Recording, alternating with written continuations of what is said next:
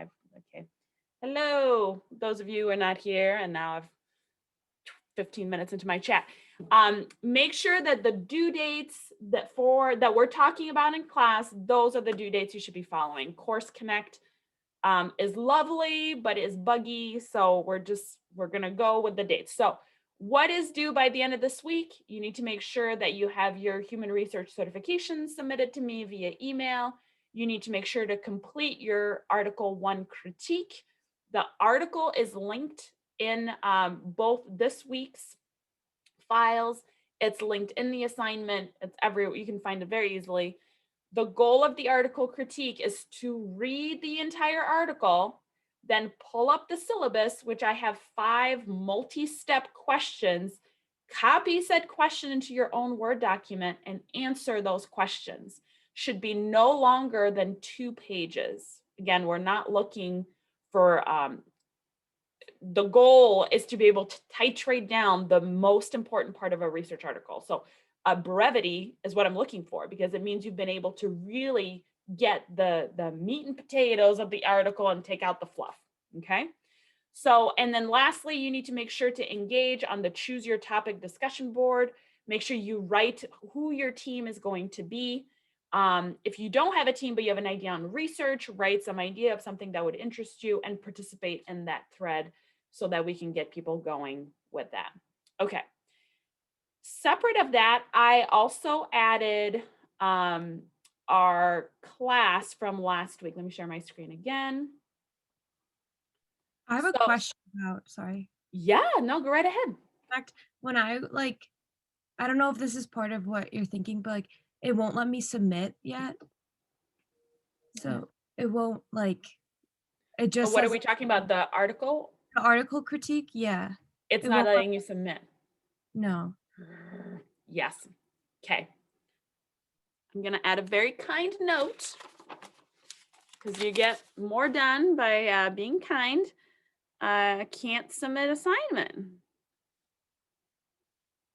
Okay. It's fine. It's all fine. Worst case scenario, you can always email it to me, but we're going to work on this. Again, it's not due till Friday, so we've got a few days to figure that out. But yeah, thanks for letting me know. And now, hold on, Mara, right? Yes. Okay. Ashley? No. Yes. Oh, okay. This feels like a major victory, you guys, because there's no name written on that box. So, okay. So I'm sharing the screen here. I uploaded the lecture. I don't know if any of you guys were like, I think I want to watch this again, because why not? Difficulty sleeping. You can always go here to class lectures. You will see here, these are the most recent ones. So this is ours. And notice it says research methods Friday 1/22. That is the date.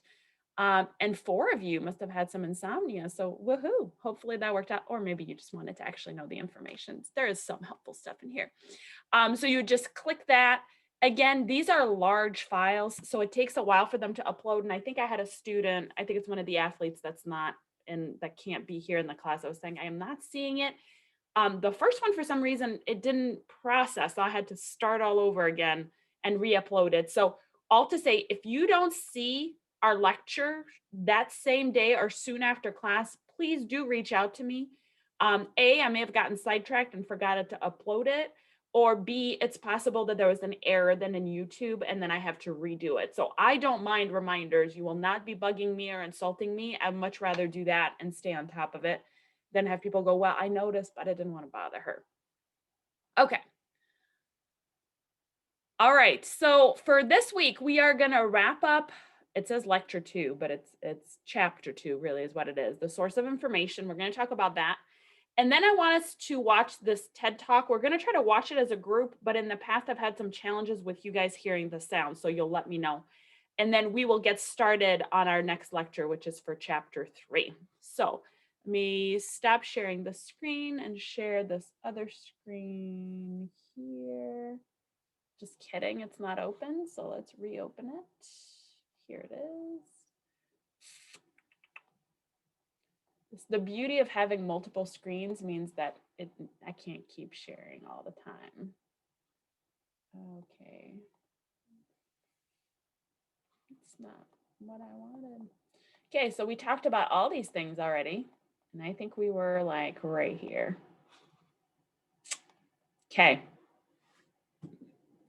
So you guys remember kind of where we left off? We were talking about the source of information, right? Is it best to get it from a researcher, somebody who took the time to actually do a comparative study with a control group, somebody who has gone through kind of the probability likelihood that this would happen again, or using your intuition or somebody else that you might know that has experience with it, right? Obviously, we're heavily leaning on the research end. This is a research methods class. It'd be weird if I like research is dumb. Trust your grandma. She knows all the answers, right?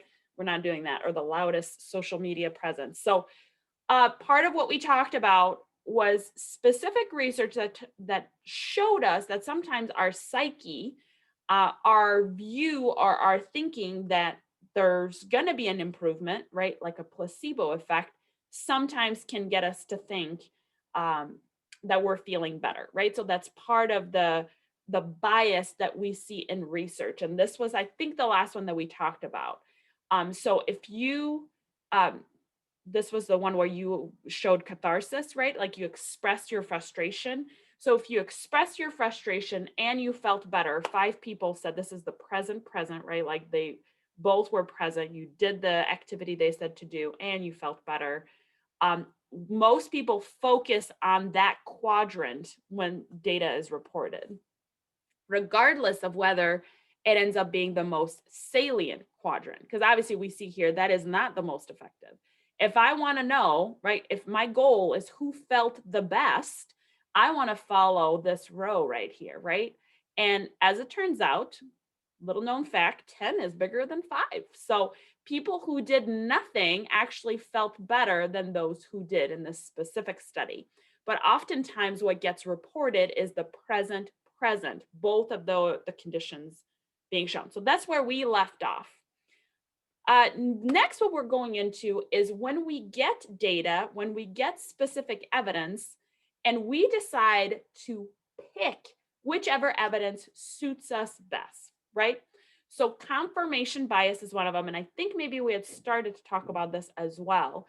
But that's if you go into something predicting or having some sort of clue as to what you expect to happen, and then molding the information you get to match that confirmation or that particular bias. And I think the example I used in here last time was one of my dissertation student who was convinced that millennials were super entitled. Do you guys remember? I think I talked about this in here. And so every piece of evidence he was getting, every behavior, every report, he was like, wow, there you go. That's entitlement. And I was like, well, no, like they're expected to be treated well within a work environment. That was specifically his research. I'm like, is that entitlement or is that what we expect as human and how to be treated? Like that's average, relationships, right? Average expectation. He's like, no. Somebody of a different generation wouldn't feel that way. So what do we do with a claim like this? If he is claiming millennials show greater levels of entitlement, but his entire study is only composed of millennials, what might be the problem?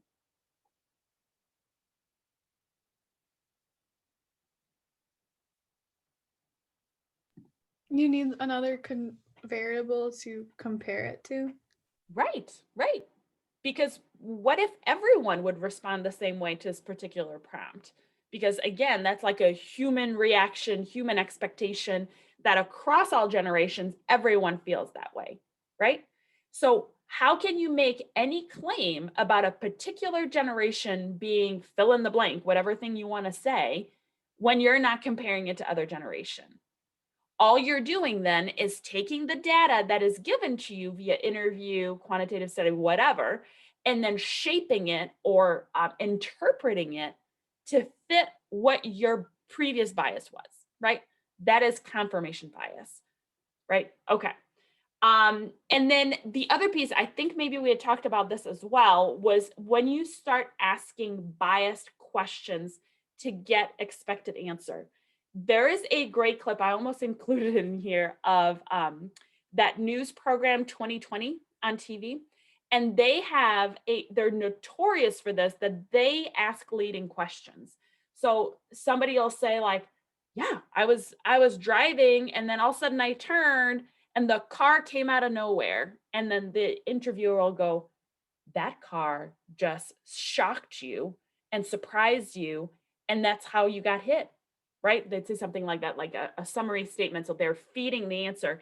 And then almost every single time, then the person they're interviewing is repeating the exact same words. So you're asking biased questions, you're making some statements, feeding the answer to the person you're interviewing. That's another way to have bias, right? Because you're inserting what you expect, or you're letting your interviewer know this is what I think you should be saying, or how you should be responding, right? So, what might that look like in a police interview?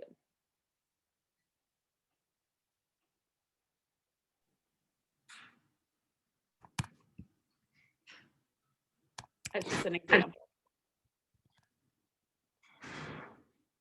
What do we think? I'm sorry, can you repeat the question? I didn't hear it. Oh, sure. What might that look like in a police interview where there's a biased question, where they're seeking an expected answer? I actually have I was actually going to say this even before you asked this. I was watching, I think it's called American Murder. It's about the man who killed his wife and his 2 children. Oh, And they had some of the clips from his interview in the room where they were interrogating him. And the woman who was, I think she was a psychologist who was doing his stuff, was trying to get him to answer. So she started using these leading questions, and she said, one of them that I thought was kind of weird is she asked them if his wife had actually killed the kids, so then he killed his wife. And I thought that was kind of like wrong of her to say, because then a lot of the media latched onto that and started saying, oh, his wife killed the kids, so he killed her. But yeah, I just thought that was kind of wrong that she did that. But I don't know if maybe it was a tactic to get him to confess that he killed his wife and then find out later that they also killed his kids. right. Well, that's huge right there, right? Because you're inserting another possibility. And oftentimes that is a tactic by the police force, right? Like they have different interview techniques, and you may be more likely to admit what is perceived as a smaller crime than a larger crime. But the police department, detectives, inspectors, they have to be very careful in how they're leading questions, especially in the issues of stereotype and prejudice, because it's so easy to insert this idea and then the person runs with it. There were all these issues back in the 70s and 80s. And I don't know if you guys have read those books where there's like these demon worshiping places, and there were daycare centers that they were said to have tunnels, and there was sexual abuse. Is this ringing a bell to anybody? Or you're like, my professor's crazy? No. Okay. I will find the books and the resources. I mean, it's well, you can feel free to look at it, but this went on for quite a while. And it's the malleability of memory, right? And how to interview children specifically, because there's a huge impact. Police officers are seen as what? They're authority figures, right? And most of us, human nature is we want to please the authority. Children are even higher on that bar, right? Like they definitely want to obey. They know, like, I should be listening. This person is likely right. I need to follow what they're saying. And so if a police officer is introducing ideas as a child, they can go, oh, this is what they want me to say. Therefore, I should start acquiescing and going down that path. But then the question of what is truth is at the root of it, right? Because there is so much power in what a police officer can ask and lead someone down this path, that you need to really be very careful. So quick researcher on this is Elizabeth Loftus. She's she used to be at the University of California, Irvine.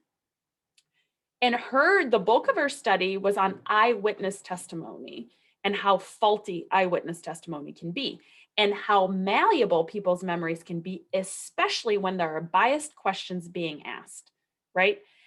So if you Google her, she's got amazing studies, like asking people who have just left Disneyland to talk about their experience. And she'll ask questions like, And how did you feel when you met Roger Rabbit or some character that is obviously not at Disneyland?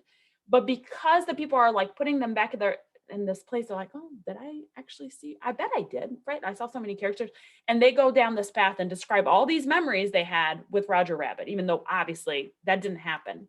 But they can feel super certain about it in that moment as they're describing it. So you transpose, I mean, no one cares about which character you saw at Disneyland or not, but the idea is transpose then that to an eyewitness testimony where you're saying, I saw this man with a black parka and he was running with an orange hat, about 6'3", and I saw him steal someone's purse, right? Like all of that, it puts all of that into question if you can insert pieces that easily.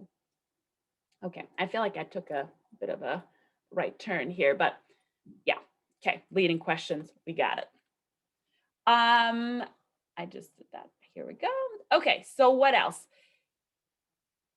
When we are biased about being biased. Now, this is awesome because if you ask most people something like, are you racist or are you biased or do you have a particular view that is going to impact you? Honestly, almost 100% will go, no, I'm extremely objective, right? Extremely objective. I take everything at face value because is it good to say we're biased? Right? There's kind of this societal like, no, you shouldn't do that. You should look at people objectively. So obviously people don't want to say that they're biased. So again, the majority of people will say that they are not personally, like they personally are not biased, but that most people are. So they exclude themselves as part of the majority. They say most people are, but I am a minority. Sorry, my dog is making a lot of noise. Scratching his ears and it feels so good. Again, it's the same thing with people going, I'm super smart. I am in the superior range of intelligence with no data to back it up. But you're like, I hang around people, I'm like, they be dum-dums and I'm real smart, right? But if we know that on average, people have average intelligence, you can't always be outside of average, right? Because by definition, average is most people, right? So it's important to recognize that, again, but we are biased about being biased. We kind of have these blinders. So when people say, and again, my research students at the PhD level always like, no, I've considered bias and I'm a very objective person. I can pull in every single one of those dissertations a sentence that they wrote in their discussion and how they interpreted the data that was in fact biased based on some preconceived notion that they had. And then they have to look at it and go, oh, well, I thought that was just fact. I'm gonna put him outside. Hold on. All right, buddy. Go play in the snow. Okay.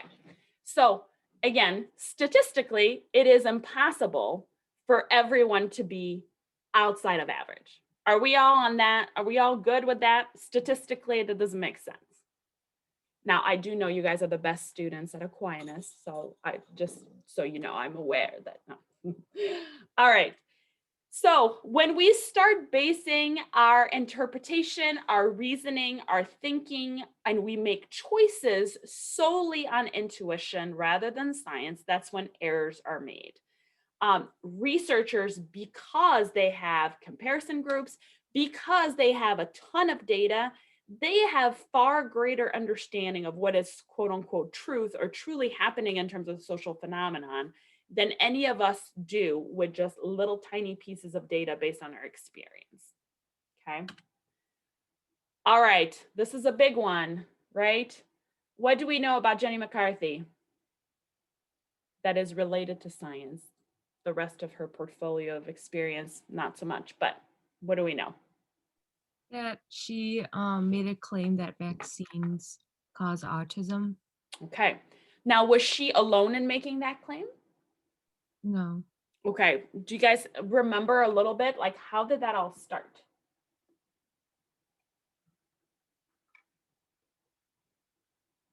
Isn't it, well, from her personal experience or from the movement? Oh, yeah.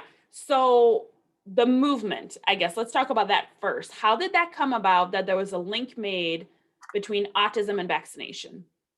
Wasn't that because the time that like a child, kind of like a child gets vaccinated for their specific vaccines, that during that age, it could be a time where they are starting to show like symptoms or signs of autism. Yes.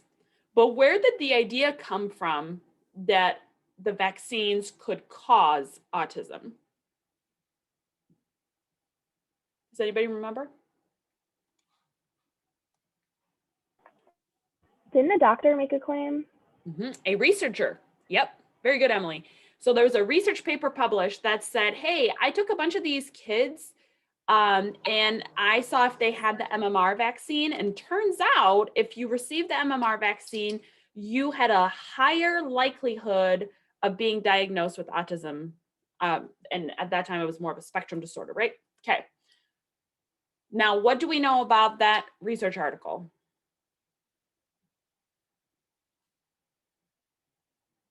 Hasn't it been refuted by various other like scholar and resources? Yes. So when something brand new is published like this is not a claim that has been supported in the research before. One of the first thing that needs to be done with peer-reviewed research is that your peers in the research community need to replicate your study to say, hey, was that a one-off? Or is this actually a trend that we're seeing everywhere else? And what they found is no one could replicate similar results that would show causality. Specifically, a child showed no symptoms of autism, no signs of social disconnectedness, and then they introduced the MMR vaccine, and then signs were shown for, I'm so sorry, my other dog needs to go out. The snow makes him crazy. So then researchers tried that, and what they found is they couldn't find that same link, which then the way the research process goes is, Mr. Original Researcher, could we see your data? Because this is not adding up. None of us can replicate it. And we're all using and we'll talk about this semester, but the way to generalize a study is you need some sort of, standard normal, population or sample that you're grabbing from. And so we're grabbing random people and we're not able to replicate it. So is there something unique about the group that you had? Maybe your sample was skewed in some way. Give us your data. Now, honest researchers who are, again, promoting science, what's the first thing they do? Here it is. Here's my data. Maybe something's not right, right? Like for the sake of science, they want to promote it. That was not replicated with this particular researcher. In fact, it was later found out he had doctored all of the data and skewed it to be reported. So you can look it up online. There's much greater articles than what I'll discuss in this class. But what did that do? It introduced the idea by somebody who has adequate authority, right? A researcher, a doctor, somebody that you think, hey, I should trust. It introduced that thought that, hey, maybe vaccines aren't safe, which then led to this entire movement. And as Mara pointed out, what was kind of discovered is, well, yes, now the rate of autism diagnosis tends to occur around age 2, 3, right around there where you're hoping or you're expecting language development to burst, right? And that's often a big marker. You're expecting social connectedness to explode, right? 2, 3-year-olds being able to engage, people not seeing them as just objects to be played with. And so that is the age where you're expected to see that. And when you don't, that's when it can become problematic and early signs or symptoms of autism can be discovered. That is also the time that the MMR vaccine is given.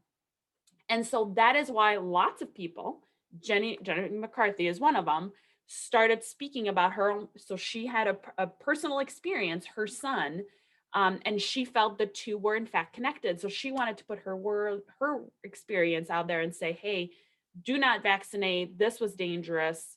I think she's changed her tune now with nutrition. I don't know if you guys are following up on that. Like now, I could be wrong about this, but I do feel like it's something about dyes now that she's like, don't eat certain foods and that can increase your rate of symptoms of autism. It gets real muddy on there. So Yes. Now, people have heard what Jenny McCarthy thinks, right? Because she's a public figure. She has a platform to be loud. People listen to her. She had a book I think she published also. So her word is out there probably far more than researchers, right? Like how often are you browsing through research? Now, again, I know you guys are an exceptional class and you're probably reading research articles every night. But, right, like we're far more likely to hear somebody who's loud on social media than research studies. Am I right? But does that mean that the person who is loudest is the most correct? And that is the problem with research, right? Okay.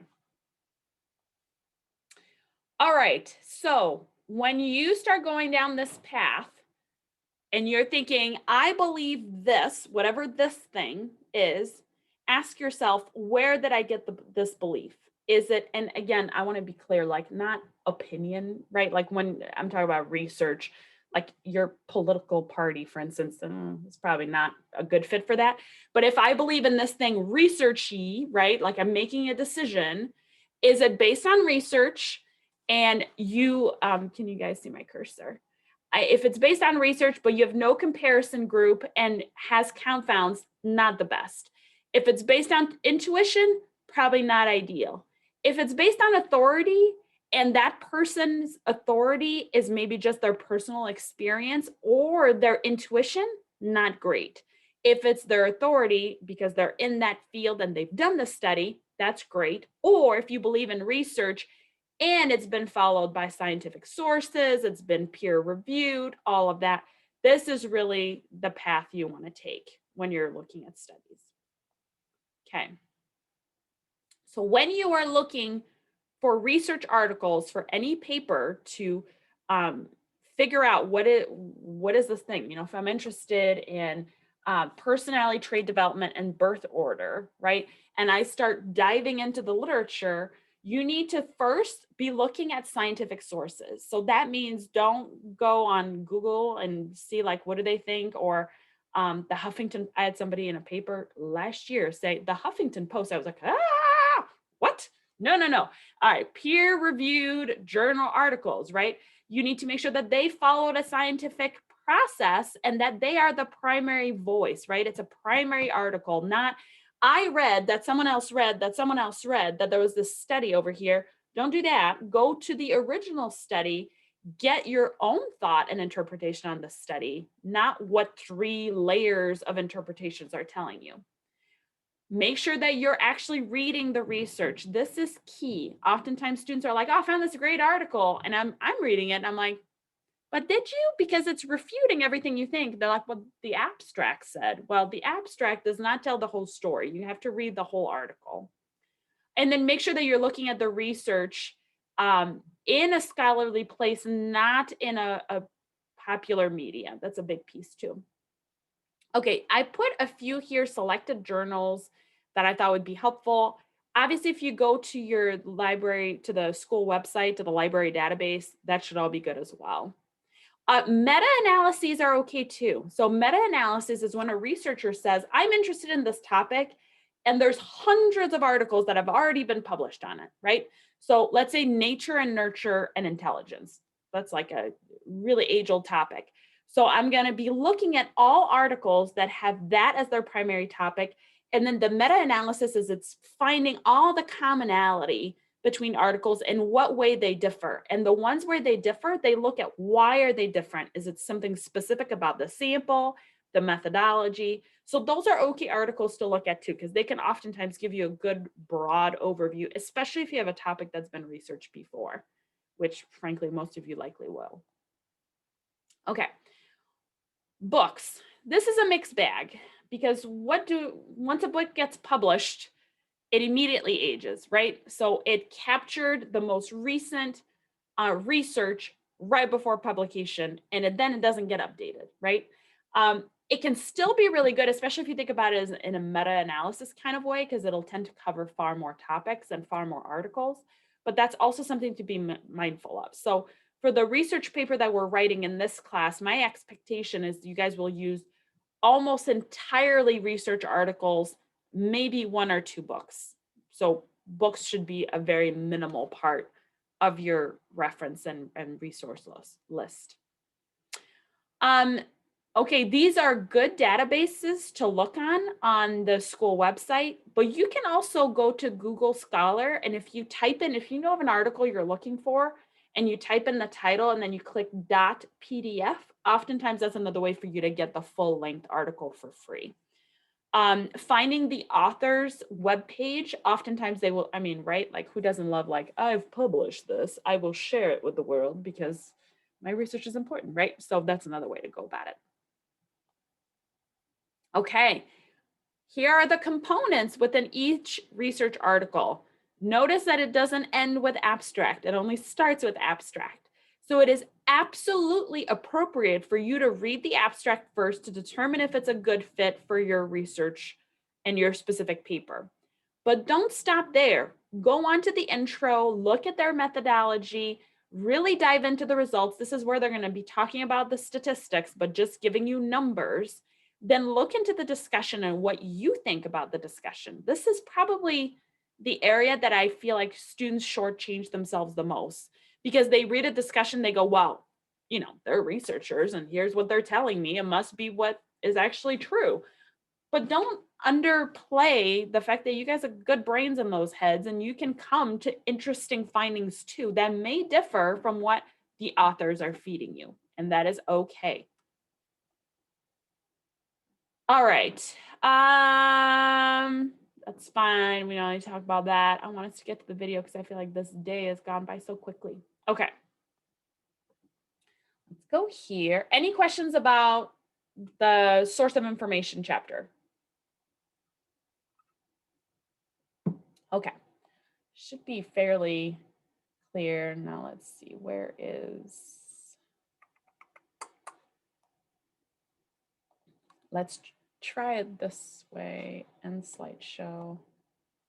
All right, you guys can see Course Connect? Yes, okay. I think I have it open here. Can you guys see this? He's got kind of crazy wild hair. Okay, so this is one of my favorite TED Talks for a few reasons. It kind of debunks how we find out about research, what research is out there, how it gets shut down, how the popular media takes a tiny piece of very accurate research but can make it into something totally different.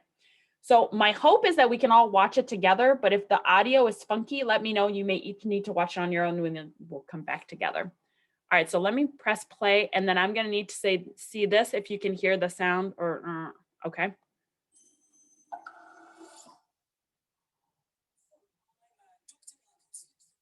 Can you hear?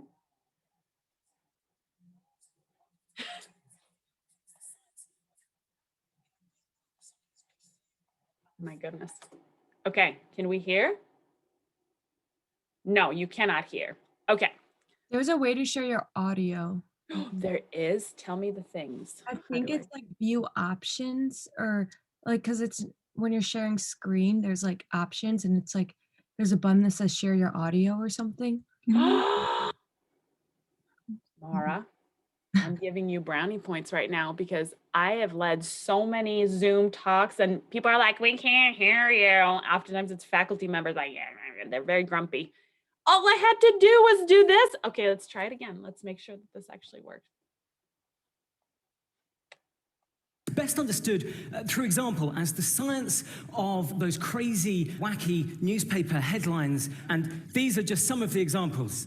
These are from the Daily Mail. Every country in the world has a newspaper like this. It has this kind of bizarre, ongoing philosophical project of dividing all the inanimate objects in the world, really, into the ones that either cause or prevent cancer. So here are some of the things they've said. Cause cancer recently, divorce, Wi-Fi, toiletries, and coffee. Here are some of the things they say. Prevent cancer, crusts, red pepper, licorice, and coffee. So already you can see there are contradictions here. Coffee both causes and prevents cancer. And as you start to read on, you can see that maybe there's some kind of political valence behind some of this. So for women, housework prevents breast cancer, but for men, shopping could make you impotent. So we know that we need to start unpicking the science behind this. And what I hope to show is that unpicking dodgy claims, unpicking the evidence behind dodgy claims, isn't a kind of nasty carping activity. It's socially useful, but it's also a kind of an extremely valuable explanatory tool, because real science is all about critically appraising the evidence for somebody else's position. That's what happens in academic journals. That's what happens at academic conferences. The Q&A session after a postdoc presents data is often a bloodbath, and nobody minds that. We actively welcome it. It's like a kind of consenting intellectual S&M activity. So, what I'm going to show you is all of the main themes, all of the main features of my discipline, evidence-based medicine. And I will talk you through all of these and demonstrate how they work, exclusively using examples of people getting stuff wrong. So, we'll start with the absolute weakest form of evidence known to man, and that is authority. In science, we don't care how many letters you have after your name. In science, we want to know what your reasons are for believing something. How do you know that something is good for us or bad for us? But we're also unimpressed by authority because it's so easy to contrive. This is somebody called Dr. Gillian McKeith, PhD, or to give her full medical title, Gillian McKeith. Again, every country has somebody like this. She is our TV diet guru. She has massive kind of 5 series of primetime television giving out very lavish and exotic health advice. She, it turns out, has a non-accredited correspondence course PhD from somewhere in America. She also boasts that she's a certified professional member of the American Association of Nutritional Consultants, which sounds very glamorous and exciting. You get a certificate and everything. This one belongs to my dead cat, Hetty. She was a horrible cat. You just go to the website, fill out the form, give them $60, and it arrives in the post. Now, that's not the only reason that we think this person is an idiot. She also goes on and says things like you should eat lots of dark green leaves because they contain lots of chlorophyll and that will really oxygenate your blood. And anybody who's done school biology remembers that chlorophyll in chloroplasts only makes oxygen in sunlight, and it's quite dark in your bowels after you've eaten spinach. Next. We need proper science, proper evidence. So, red wine could help prevent breast cancer. This is a headline from the Daily Telegraph in the UK. A glass of red wine a day could help prevent breast cancer. So you go and find this paper, and what you find is, it is a real piece of science. It's a description of the changes in the behavior of one enzyme when you drip a chemical extracted from some red grape skin onto some cancer cells in a dish on a bench in a laboratory somewhere. And that's a really useful thing to describe in a scientific paper. But on the question of your own personal risk of getting breast cancer if you drink red wine, it tells you absolutely bugger all, okay?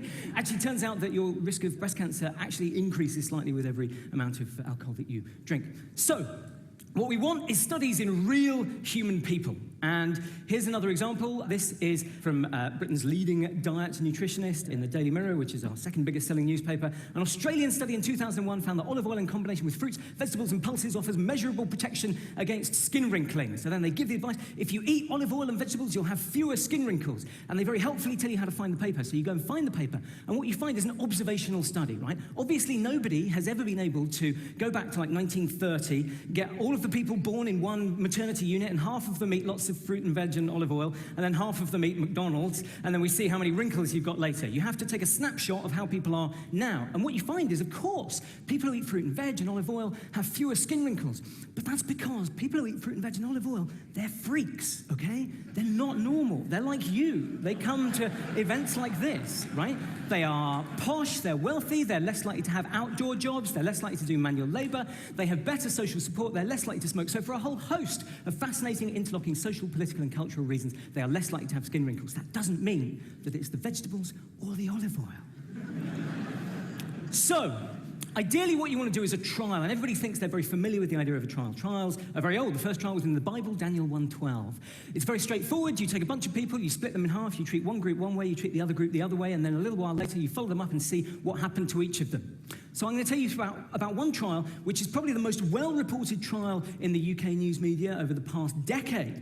And this is a trial of fish oil pills. And the claim was fish oil pills improve school performance and behavior in mainstream children. And they said, we've done a trial. All the previous trials were positive, and we know this one's going to be too. That should always ring alarm bells, right? Because if you already know the answer to your trial, you shouldn't be doing one. Either you've rigged it by design, or you've got enough data so there's no need to randomize people anymore. So this is what they were going to do in their trial. They were taking 3,000 children. They were going to give them all these huge fish oil pills, 6 of them a day. And then a year later, they were going to measure their school exam performance and compare their exam performance against what they predicted their exam performance would have been if they hadn't had the pills. Now, can anybody spot a flaw in this design? And no professors of clinical trial methodology are allowed to answer this question. So there's no control. Okay, there's no control group, but that sounds really techie, right? That sounds really, no, that's a technical term. The kids got the pills and then their performance improved. What else could it possibly be if it wasn't the pills? They got older, okay, we all develop over time. And of course, also there's the placebo effect. The placebo effect is one of the most fascinating things in the whole of medicine. It's not just about taking a pill and your performance and your pain getting better. It's about our beliefs and expectations. It's about the cultural meaning of a treatment. And this has been demonstrated in a whole raft of fascinating studies comparing one kind of placebo against another. So we know, for example, that 2 sugar pills a day are a more effective treatment for getting rid of gastric ulcers than 1 sugar pill a day. 2 sugar pills a day beats 1 sugar pill a day. And that's an outrageous and ridiculous finding, but it's true. We know from 3 different studies on 3 different types of pain that a saltwater injection is a more effective treatment for pain than taking a sugar pill, taking a dummy pill that has no medicine in it. Not because the injection or the pill do anything physically to the body, but because an injection feels like a much more dramatic intervention. So we know that our beliefs and expectations can be manipulated, which is why we do trials where we control against a placebo, where one half of the people get the real treatment and the other half get placebo. But that's not enough. What I've just shown you are examples of the very simple and straightforward ways that journalists and food supplement pill peddlers and naturopaths can distort evidence for their own purposes.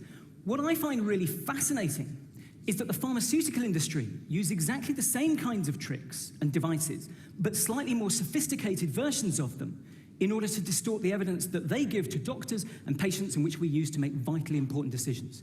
So, firstly, trials against placebo. Everybody thinks they know that a trial should be a comparison of your new drug against placebo, but actually, in a lot of situations, that's wrong, because often we already have a very good treatment that is currently available, so we don't want to know that your alternative new treatment is better than nothing. We want to know that it's better than the best currently available treatment that we have. And yet, repeatedly, you consistently see people doing trials still against placebo, and you can get licensed to bring your drug to market with only data showing that it's better than nothing, which is useless for a doctor like me trying to make a decision. But that's not the only way that you can rig your data. You can also rig your data by making the thing that you compare your new drug against really rubbish. You can give the competing drug in too low a dose so that people aren't properly treated. You can give the competing drug in too high a dose so that people get side effects. And this is exactly what happened with antipsychotic medication for schizophrenia. 20 years ago, a new generation of antipsychotic drugs were brought in, and the promise was that they would have fewer side effects. So people set about doing trials of these new drugs against the old drugs, but they gave the old drugs in ridiculously high doses, 20 milligrams a day of haloperidol. And it's a foregone conclusion if you give a drug at that higher dose that it will have more side effects and that your new drug will look better. 10 years ago, history repeated itself, interestingly, when risperidone, which was the first of the new generation antipsychotic drugs, came off copyright, so anybody could make copies. Everybody wanted to show that their drug was better than risperidone, so you see a bunch of trials comparing new antipsychotic drugs against risperidone at 8 milligrams a day. Again, not an insane dose, not an illegal dose, but very much at the high end of normal, and so you're bound to make your new drug look better. And so it's no surprise that overall, industry-funded trials are 4 times more likely to give a positive result than independently sponsored trials. But, and it's a big but, it turns out, when you look at the methods used by industry-funded trials, that they're actually better than independently sponsored trials. And yet, they always manage to get the result that they want. So how does this work? How can we explain this strange phenomenon? Well, it turns out that what happens is the negative data goes missing in action. It's withheld from doctors and patients. And this is the most important aspect of the whole story. It's at the top of the pyramid of evidence. We need to have all of the data on a particular treatment to know whether or not it really is effective. And there are 2 different ways that you can spot whether some data has gone missing in action. You can use statistics or you can use stories. I personally prefer statistics, so that's what I'm going to do first. This is something called a funnel plot. And a funnel plot is a very clever way of spotting if small negative trials have disappeared, have gone missing in action. So this is a graph of all of the trials that have been done on a particular treatment.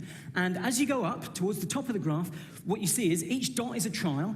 And as you go up to the top, those are the bigger trials, so they've got less error in them. So they're less likely to be randomly false positives, randomly false negatives. So they all cluster together. The big trials are closer to the true answer. Then, as you go further down at the bottom, what you can see is, over on this side, spurious false negatives, and over on this side, the spurious false positives. If there is publication bias, if small negative trials have gone missing in action, you can see it on one of these graphs. So you can see here that the small negative trials that should be on the bottom left have disappeared. This is a graph demonstrating the presence of publication bias in studies of publication bias, and I think that's the funniest epidemiology joke that you will ever hear. That's how you can prove it statistically. But what about stories? Well, they're heinous. They really are. This is a drug called reboxetine, and this is a drug which I myself have prescribed to patients. And I'm a very nerdy doctor. I hope I go out of my way to try and read and understand all the literature. I read the trials on this. They were all positive. They were all well conducted. I found no flaw.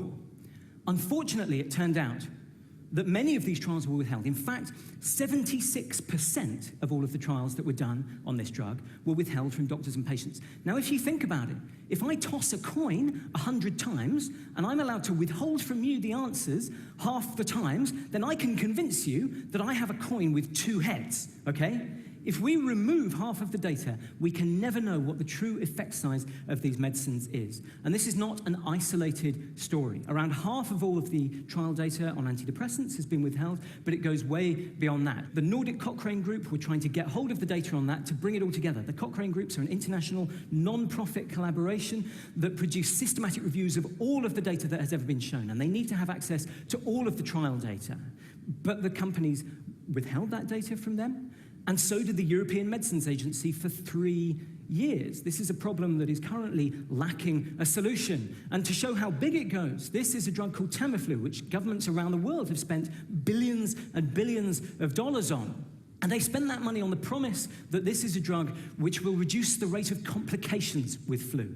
We already have the data showing that it reduces the duration of your flu by a few hours, but I don't really care about that. Governments don't care about that. I'm very sorry if you have the flu. I know it's horrible, but we're not going to spend billions of dollars trying to reduce the duration of your flu symptoms by half a day.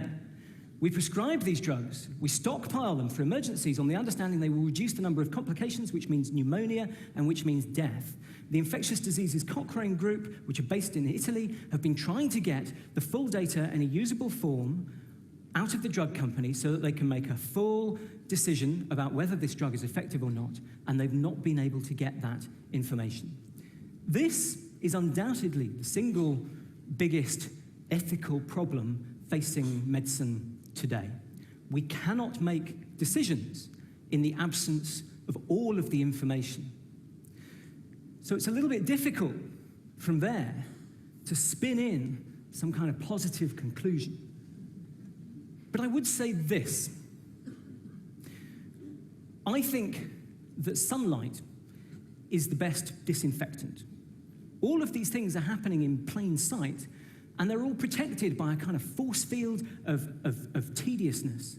And I think with all of the problems in science, one of the best things that we can do is to lift up the lid, finger around at the mechanics, and peer in. Thank you very much.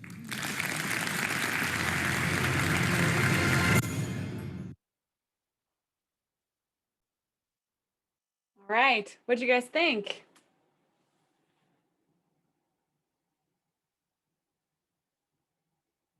I had a question about when he says that negative data is often thrown out. What does he mean by negative data? Data that does not support that this new drug should be utilized. So that it either showed there was a greater instance of side effects, that effectiveness was not as high, it didn't reduce symptoms in the way that they thought it would. And that's allowed? Well, yeah, so again, if it's privately funded research, I see. it doesn't need to be published. But like you said, the stats do not lie. And again, you can have, I mean, this was a big point. You can have all of the research studies showing that it's more effective if you are comparing it to something that's worse, right? So too high of a dose on a past medication, or using a placebo instead of the currently existing way. So like if you had a terrible headache and someone said, try this new pill, we did a study that compared this pill against a sugar pill and not against Tylenol, Motrin, Aleve, all the accepted current medication for headaches. You might get great results on that, but the truth is, is that real, right? Like, is that a good comparison? Other thoughts?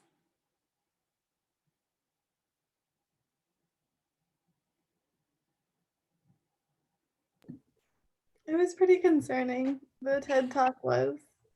Yeah. I was just about to say that it's kind of like crazy how much manipulation can go. And like, it makes me think of like, how many things are manipulated right now that we kind of like consider to be normal or like believe. It's crazy. Well, last semester showing this video with information about Theraflu, right? In the middle of a pandemic where people are trying to find ways to better people's symptoms. Like it's a very altruistic goal. They want to make things better. But if there's no solid science behind it, then you're just just throwing random stuff you don't know, right? That's problematic. So, do you know of any, I guess, legislation in the United States that prevents companies that are producing drugs to use all of these methods? Because some of them seem like they're pseudoscience to the point where they can be very dangerous. Yeah. Is there nothing really, if it's a private company, is there nothing that is regulating that? There isn't. And that's the other thing. A study can be done that has horrible results and it'll never get published. And they're like, oh, well, this was a bad idea. So yeah, that's a problem. What do we think about, so the example that he had about an article that said red wine reduces risks of cancer. And then he went back to the original article and they showed something kind of similar to that, but in a petri dish. And if you do this, and obviously that's not real life. How often do we think that happens?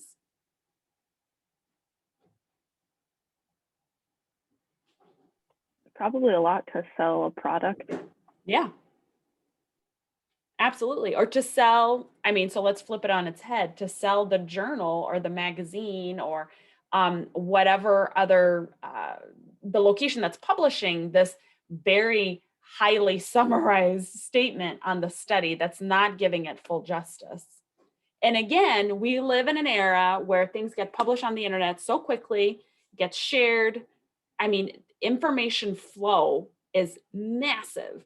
I mean, in that TED Talk, I think was 2011, 2012, even in those 10 years, it is just exponentially higher. We just get way more information at the tip of our fingertips so quickly. So again, how much of that, these, if you think about fad diets and the nutritionist they had on there, that's like I don't know who she is because I don't live in the UK, but we have people like that in the US, right? Who are like supposed, health gurus. But then if you dig a little deeper, you're like, wait, what? How are you famous for that? Samuel, you look like you had somebody in mind. Yeah, isn't Dr. Phil, he's not even a real doctor, he's an electrician or something like that. And I don't know if he actually has, but I think he actually has a degree, but not a PhD, or it's not in that field. You're absolutely correct. Yeah. Well, and then the fact that he brought up that there's that particular nutritionist had a degree from an American university. I mean, that's peeling off another layer about the US academic system and higher learning and private institutions and for-profit universities that, yeah, will give you a degree. I think, like he said, his cat got it. So, high praise. All right, well, I like this video because it kind of sheds light on, even when you think you're reading about research, unless you're actually being diligent and going back to the original source and seeing what were the actual data, what was the condition, what was the methodology, you're not going to know. Same thing with the other article that said if you eat fruits, vegetables, and olive oil, it's going to reduce your risk of wrinkles, right? He pointed out some confounds, and we need to always be mindful of that. So before we take in research and accept it to be true, we need to be considering like, well, what might be another reason why that's happening? And I think just in everyday life, that should be what you guys do. Look at the world a little bit skeptically. Don't just have it given to you and go, well, that must be what's happening, right? Okay. Any other last thoughts on that?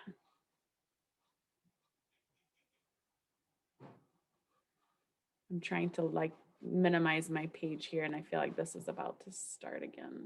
Ah. Okay, here we go. All right. So I want, oh, it is about to start again. Sorry, there we go. I want to share now this other piece. So we're gonna just get started on this next lecture. Can you guys see this? 3 claims, 4 validities. Okay. So this is a much longer lecture. It'll take us into next week too, but it kind of segues beautifully because here are some tools that you guys can have to start questioning what is the research that you're being fed? What is it you're reading? How can you evaluate it? What claims do researchers make? And how do we know that it's valid research? So you'll notice that throughout this course, we will revisit these claims and validities as we discover or as we move through the chapters. Okay. I just kind of talked about that, so we'll just leave that be.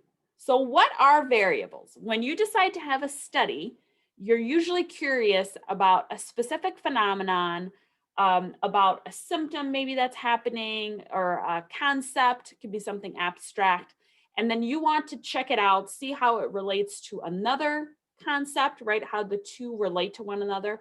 So inevitably, then you're looking at variables and how they interact. So hopefully these are not new concepts to you, that you've heard the words independent variable, dependent variable. Are these words that you guys are like, yep, I've heard this before? Yes, okay.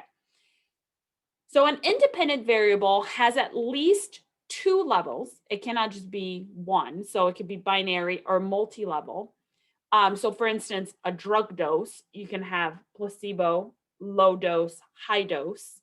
An independent variable could also be marital status, right? So you could have single, dating, married, divorced, widowed, multiple levels that way. A constant in a study has the potential to vary, but in your particular study, you are holding it constant, meaning you are controlling for it. You're not letting it vary. So, this study, 15% of Americans smoke. You are not allowing nationality to vary. You are only looking at Americans, right? Now we know nationality could vary, right? Very well could. It's a multi-level variable. But for this particular study, you're not letting it vary. So for instance, if I'm interested in the freshman experience in college, then class level needs to be freshman. That's my constant. Same if I'm looking at something that's specifically gendered, I'm only looking at that one gender if that's my question. Does that make sense? Yes? Okay. Then you need to peel the onion layer one more, which is what is measured and what is manipulated. So a measured variable is observed and recorded. These tend to be the dependent variable. So that can be age, gender, IQ, height, income, nationality, accuracy, reaction time, any of those things would count. So you are measuring this particular almost outcome. The manipulated variable is what you change to see how that impacts your dependent variable, okay? So the manipulated variables are controlled by the researcher. So if you're wondering about caffeine impact and academic performance, you are having groups that are taking a certain amount of caffeine versus those who are not, and then comparing their academic performance, right? If you're wondering if somebody seems more critical, or if you're feeling more affected by critique by somebody who graded your paper with black ink or red ink, that is what you are manipulating. And then you're measuring the impact. Maybe it's a scale that looks on how hurt you're feeling or how angry you're feeling. Okay. Some variables can only be measured. They cannot be manipulated, right? I can't tell Ada right now act like you're 72, right? I cannot manipulate age. Age is just, that's what it is, right? Gender, IQ, height, income, nationality, those are all things that are measured. They are not manipulated. Some of you are like, manipulate my income, give me tons, see how I react, right? That's not the case usually. It just is what it is. And then there's some that could go either way. They can be manipulated or they could be measured. So amount of sleep, right? You could measure that, or you can manipulate it. If you say for this study, you're not going to sleep at all tonight. So no sleep for you. We're putting sleep down to 0, and then we're recording something else. And then we're going to give you 5 hours of sleep, and then we're going to record how you perform on something, because I want to see the impact about amount of sleep on this particular performance. Okay. We all together on this? This makes sense? Okay. The biggest piece with research is taking intense concept or larger abstract concept and finding out a way to operationalize it, meaning finding a way to be able to measure it. Like if I asked you guys, how do you know you're happy? What might be some answers?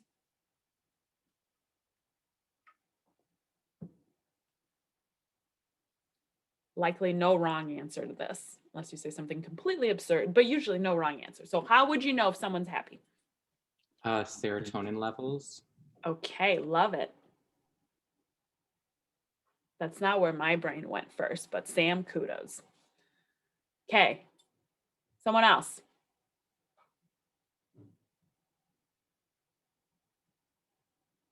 My mood, like I'm like smiling more, laughing.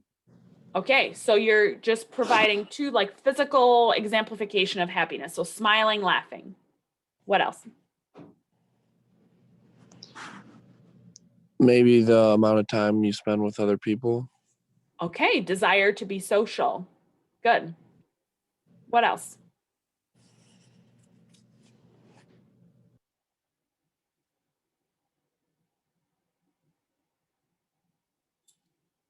There's one more category that I want you guys to hit on this. So how else would you tell if someone's happy? Appetite. Ooh, okay.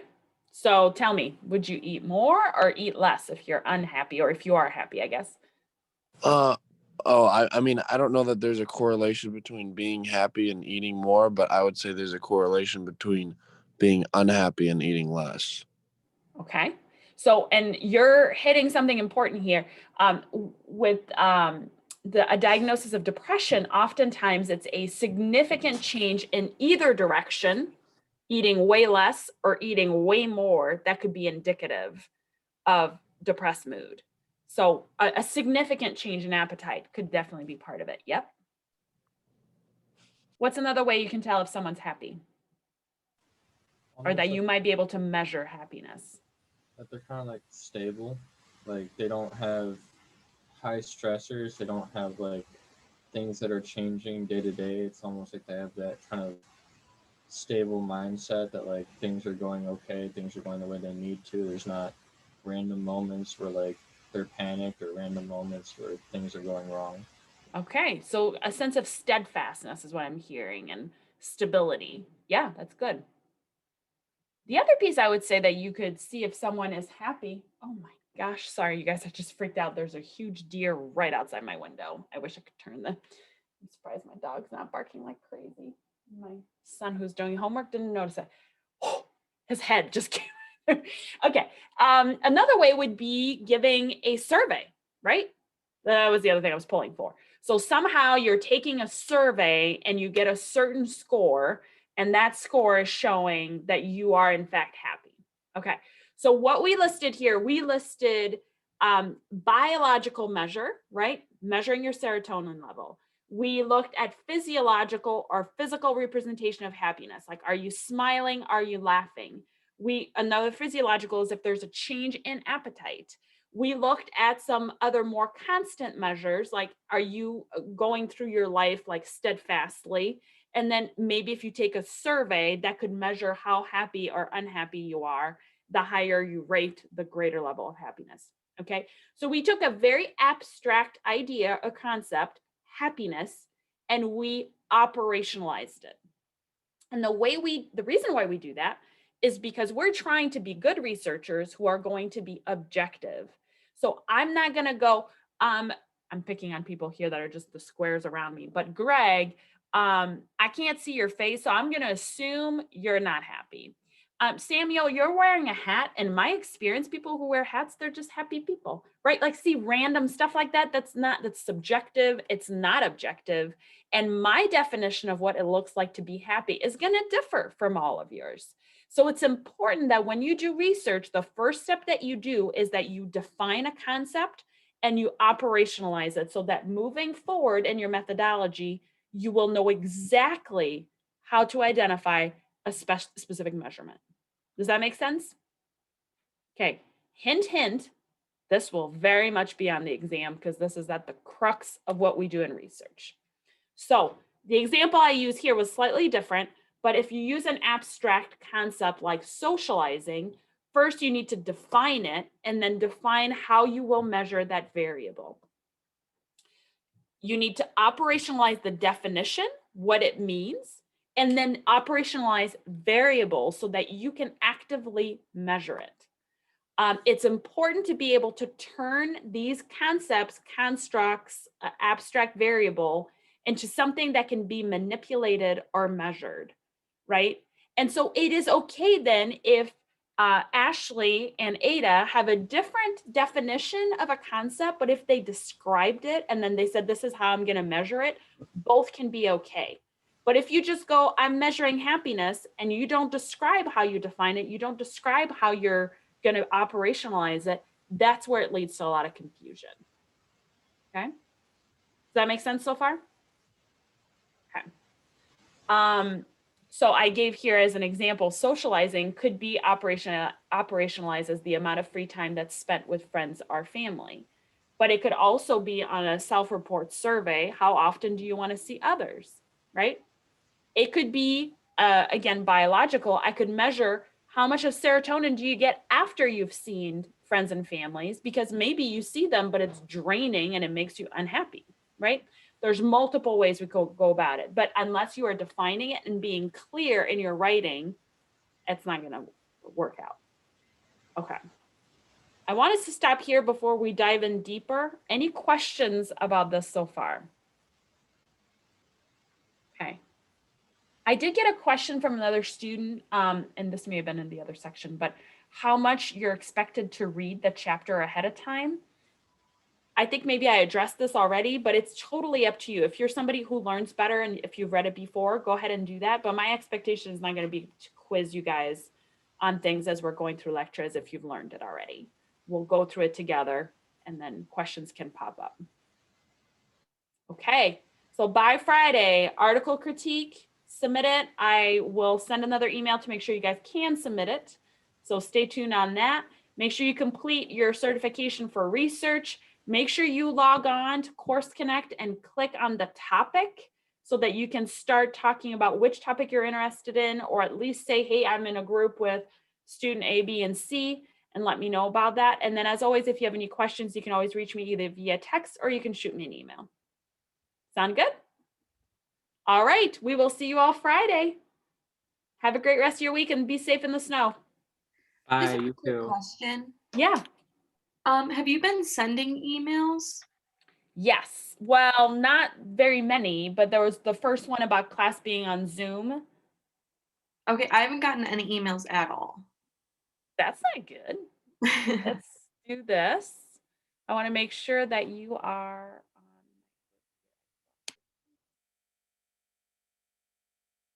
Is your email, Grace, GEK002? Yes.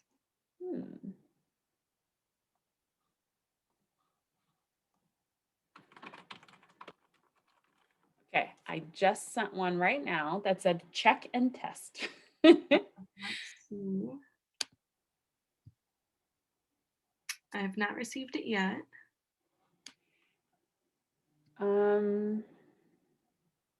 It might be on my end. Let's see. So again, there hasn't been, yeah, I've only really just sent the Zoom email. And I just want to make sure that you have access to our Course Connect site and all the tools on there. Oh, yep, I just got the email. Okay.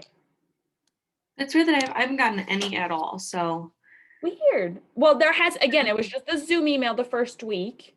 There hasn't been I don't think you've missed a ton. Okay. Okay. Got it. Yeah. Okay. Okay. Thank you so much. No problem. Bye-bye. Bye.